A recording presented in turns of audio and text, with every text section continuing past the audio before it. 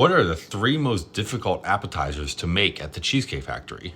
This is one of the times that Cheesecake Factory uses frozen food. Now my time at Cheesecake Factory, I worked every single station on the line to become a lead trainer there.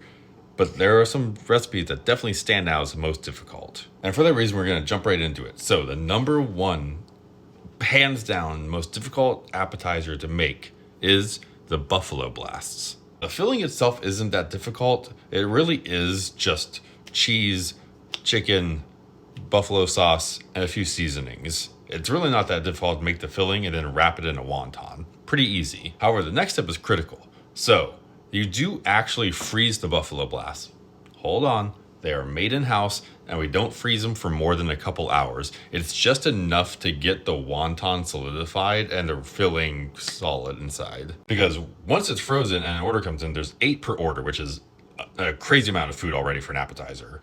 And it's double battered. So a small little wonton wrapper has about 2 to 3 ounces of flour on it. You double batter it. So you batter it once. Flour's already trying to peel that wonton off. And then you batter it again. And by that time, there's so much weight on the wonton shell that they break.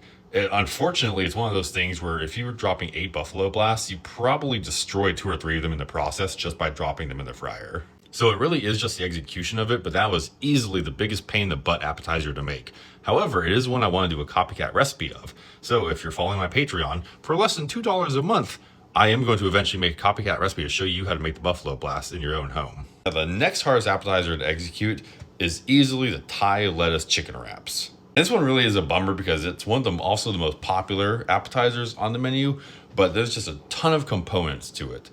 There's the curry noodles, which are boiled, cooled, and then tossed in a house-made curry sauce. Some marinated cucumbers, which are marinated overnight.